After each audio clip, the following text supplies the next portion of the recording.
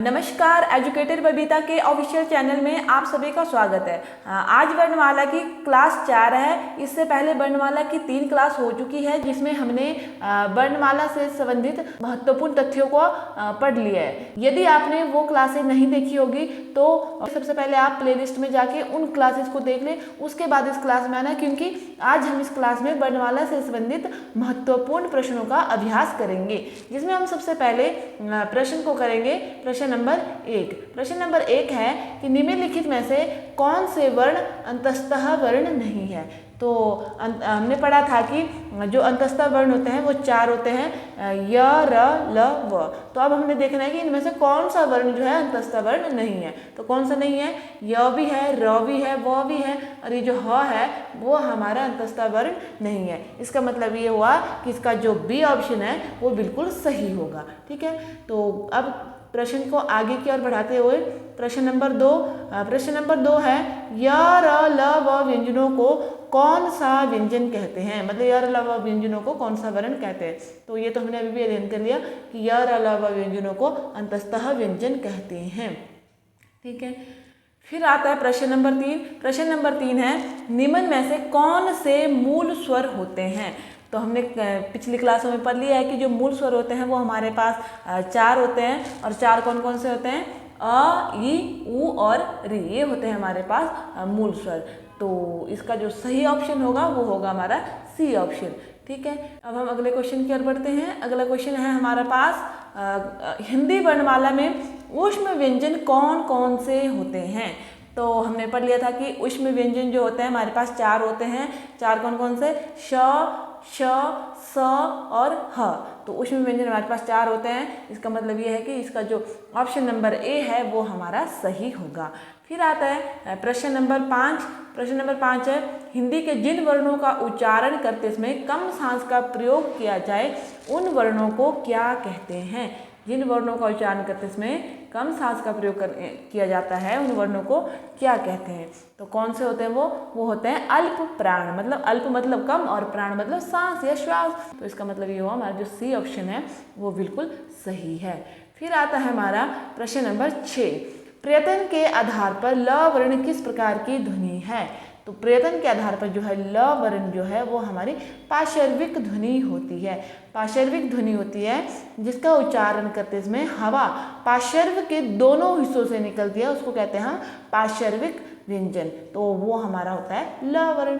ठीक है, नेक्स्ट आता है प्रश्न नंबर 7, निम्नलिखित में से ओष्ठ ध्वनि नहीं है। मतलब जिस वर्ण का ध्वनि, जैसे उच्चारण स्थान के विषय में हमने पढ़ लिया था कि उच्चारण स्थान वो होता है जिसका उच्चारण करते समय हवा फेफड़ों से निकलकर मुंह के किसी स्थान विशेष को स्पर्श करती है। तो इसमें से और जिस स्थान विशेष को हवा स्पर्श कर रही है वह उस व्यंजन का उच्चारण स्थान होता है। तो जैसे अब बोला कि ओष्ठ ध्वनि नहीं है, तो ऐसा होगा कि ओष्ठ ध्वनि वाले वो वर्ण होंगे जिसमें हवा फेफड़ों से निकलकर होंठों के पास टकराकर बाहर आ रही है। तो वो होंगे हमारे पास, जैसे ऑप्शन नंबर ए है फ का उच्चारण करते समय हवा फेफड़े से निकल रही है और होंठों के पास आकर टकरा रही है। इसका मतलब ये है ये तो ओष्ठ ध्वनि है। तो ये तो हमारा गलत आंसर हो जाएगा। फिर आता है म का उच्चारण करते समय भी हवा फेफड़ों से निकली और होंठों के पास आके टकराई। तो इसका मतलब ये हुआ कि ये म जो है ये भी हमारी ओष्ठ ध्वनि है।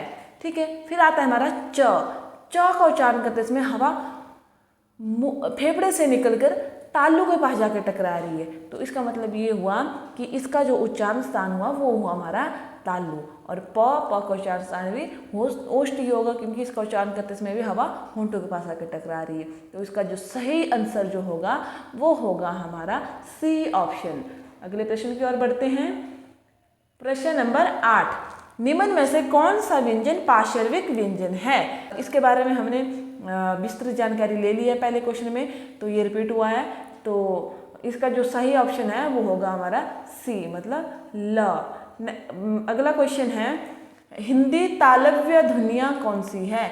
तो तालव्य होगी जिसका उच्चारण करते समय हवा तालु से टकराकर सीधा बाहर निकल रही है।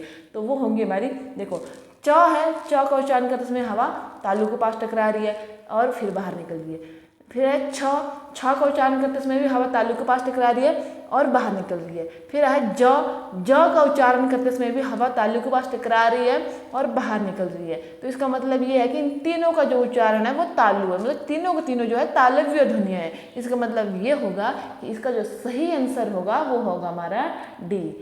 अगला क्वेश्चन की ओर बढ़ते हैं। अगला क्वेश्चन है श ध्वनि का उच्चारण स्थान क्या है। श ध्वनि का उच्चारण स्थान क्या है? तो श तो उच्चारण करो, श का उच्चारण करते इसमें हवा तालु के पास जाकर टकरा रही है। इसका मतलब ये हुआ कि जो श है इसका जो उच्चारण स्थान होगा वो होगा हमारा तालव्य। ठीक है, अगले प्रश्न की ओर जाते हैं।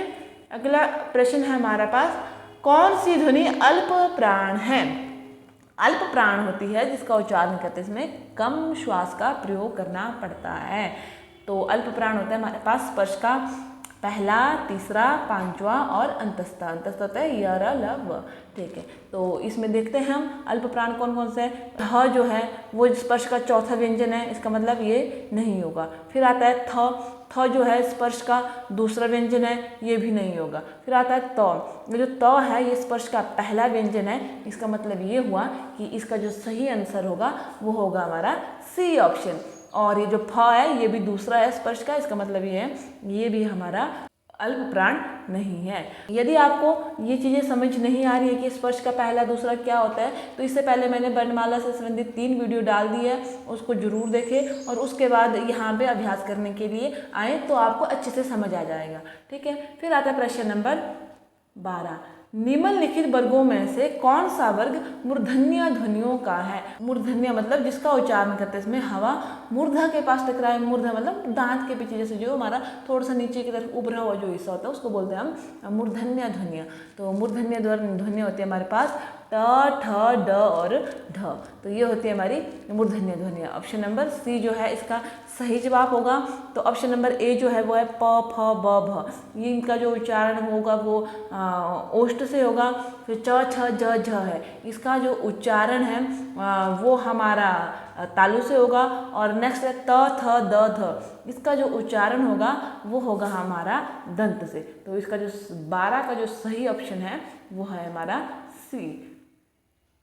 प्रश्न नंबर 13 है, निम्नलिखित में से कौन सा दंतोष्ठीय है? मतलब कि कौन सा वर्ण ऐसा है जिसका उच्चारण करते में हवा दांत और ओष्ठ दोनों में टकराकर बाहर निकलती है? तो इनमें से वो है हमारा व। ऐसा व जो वर्ण है इसका उच्चारण करते समय हवा दांत से टकराकर होंठों के पास टकराकर तब बाहर निकलती है। इसका मतलब ये होगा इसका जो उच्चारण स्थान है वो हमारा व है। तो इसका जो सही ऑप्शन है वो है डी। फिर आता है प्रश्न नंबर 14, हिंदी की स्पर्श, सघोष, महाप्राण, दंत्य ध्वनि कौन सी है? तो सबसे पहले स्पर्श करेंगे। स्पर्श कौन सा होता है? हमारे स्पर्श व्यंजन हमारे पास 25 होता है, क से लेकर म तक। ठीक है, तो सबसे पहले इनमें से देखते हैं कौन कौन से क से लेकर म के अंदर है।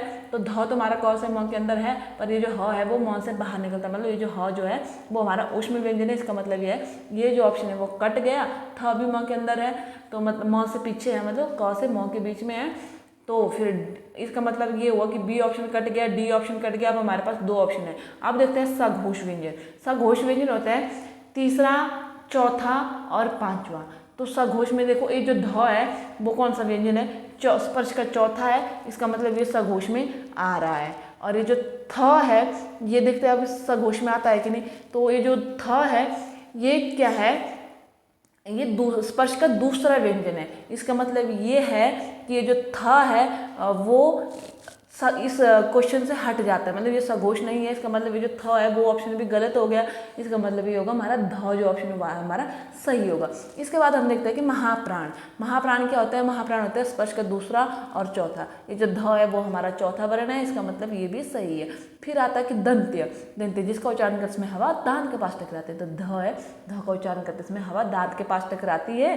तो इसका मतलब ये हुआ कि ये जो व्यंजन हुआ इसका जो सही आंसर हुआ वो हुआ हमारा ध। तो ये जो ध व्यंजन है वो स्पर्श भी है, सघोष भी है, महाप्राण भी है, दंत्य भी है। तो इस प्रकार इसका सही ऑप्शन होता है ए। फिर आता है प्रश्न नंबर 15, निम्नलिखित में से कौन सा स्वर संवृत है? निम्नलिखित में से कौन सा स्वर संवृत है? संवृत मतलब क्लोज, जिसका उच्चारण करते समय मुंह बिल्कुल कम खुलता है, ठीक है, वो होता है हमारे संवृत। तो इसमें इसका जो सही आंसर होगा वो होगा हमारा ई। प्रश्न नंबर 16 है, हिंदी की ब ध्वनि है, मतलब हिंदी की जो ब ध्वनि है वो किस, इसका जो उच्चारण स्थान है वो कौन सा है, किस प्रकार की ध्वनि है?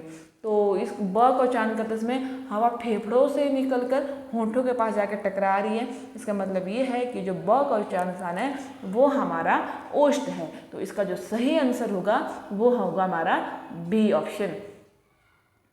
फिर आता है प्रश्न नंबर 17, निम्नलिखित में से कौन सा दंत्य वर्ण है? मतलब ये कि किस वर्ण का उच्चारण करते समय हवा दांत के पास टकरा के बाहर निकलती है। तो कौन सी है? य तो हमारी तालव्य है, च वितालव्य है, त का उच्चारण करते समय हवा दांत के पास टकरा रही है। इसका मतलब ये है कि इसका जो सही आंसर है वो होगा हमारा सी। और अगला जो ऑप्शन है वो है डी, जो फ का उच्चारण करते समय हवा ऊँटों के पास टकरा रही है। इसका मतलब ये है कि इसका जो सही आंसर निकला, हमारा दंत्य जो वर्ण निकला वो निकला त। अब करते हैं प्रश्न नंबर 18, ग का उच्चारण स्थान क्या है? तो अब आप लोग बताइए कि ग का उच्चारण स्थान क्या है? तो मतलब एक ग का उच्चारण करते समय हवा कंठ के पास टकरा रही है और सीधा बाहर निकल रही है, ठीक है। तो इसका उच्चारण स्थान क्या होगा? ऑप्शन है तालु, दंत्य, कंठ या ओष्ठ। ये आप लोग कमेंट में लिखेंगे। इसके बाद आगे करते हैं प्रश्न नंबर 19 है, कौन सा वर्ण घोष नहीं है? घोष या कई जगह इसको सघोष भी मिलता है। तो ठीक है, तो सघोष होता है हमारे पास स्पर्श का तीसरा, चौथा, पांचवा और य, र, ल, व और ह, ये होते हैं हमारे घोष वर्ण। तो देखते हैं इसमें से कौन सा नहीं है। तो मैंने बोला र वर्ण जो है वो घोष है, इसका मतलब ये इसका आंसर नहीं होगा। फिर मैंने बोला ह भी घोष है, इसका मतलब है ये भी हमारा नहीं होगा। फिर मैंने बोला ल जो है वो भी घोष है, तो इसका मतलब ये भी इसका सही आंसर नहीं होगा।